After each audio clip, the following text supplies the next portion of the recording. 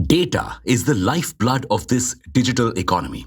And with the world getting more and more digital every day, data is getting more and more precious. How precious, you ask? The global big data and business analytics industry is growing at a CAGR of 13.5%, set to be worth $684.12 billion by 2030. So, India is planning to create its very own national government cloud to store this data. But why do we need this cloud? Welcome back to Revolution Read On, a daily podcast where we break down one story from the world of business and finance. Click on the subscribe button to never miss an update from us. Here's your story for today. Right now, a lot of our data is stored on clouds of companies like Amazon, Google, Azure, etc. Yes, including confidential information like the details of our army. Now, while these big tech companies cannot really use this data for their purposes, it can always be hacked. What's more, storing data with foreign companies could give their parent countries an unnecessary advantage over us. Some foreign governments could even try to snoop in on our data. So, we have decided that we need to store our data in our systems in our own country. But don't we already have something like that in place?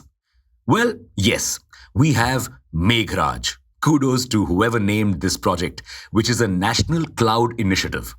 But its focus is more on connecting state governments with other PSUs and allowing them to launch and scale e-services.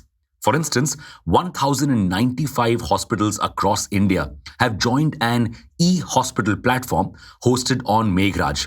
This will serve as a one-stop platform where doctors, patients, and other hospital administration can all access patient information and stay connected digitally, making it easier to give patients the right treatment on time.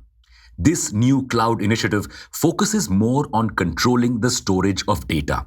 You see, even though the National Informatics Center controls the Meghraj and its operations, sometimes this cloud data is also routed to and through actual physical servers. Now, most of these servers do not belong to the government and put us at risk of data leakage. So, under the new National Government Cloud Initiative, we will also be building a network of hyperscale data centers. These data centers are physical locations that process and store data. Now, the government is looking for an agency to create a detailed project plan for this whole venture. And after that, it'll look for companies who can help turn this dream into reality. There are lots of contenders for the project right now, like TCS, Wipro, or even PwC and KPMG, who will be handling the project management side of things. But no private player will get the whole contract. The development of these data centers will be done through a public-private partnership. Sounds great, no? Finally, we'll be storing and processing our own data. Well, this is bad news for big tech companies. The Indian government building its own data centers doesn't just mean loss of business for big tech companies. It also means that India is moving steadily towards data localization. You see, India was planning on launching a data privatization bill to regulate how data is stored. One of the propositions of the bill was that big tech companies need to store data from Indian customers in India itself. That's data localization. Big tech was against this because they would have to build multiple data centers in India, a move that would increase expenses.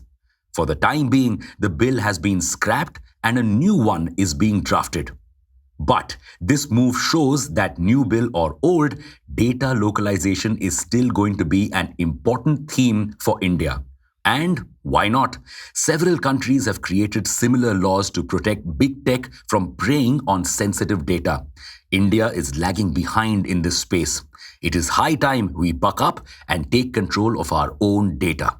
But this could have a few drawbacks. You see, some time ago, the government itself was mulling whether it should take control of our data and become its primary seller.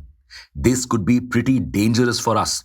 In fact, the whole way data is being handled is a little scary.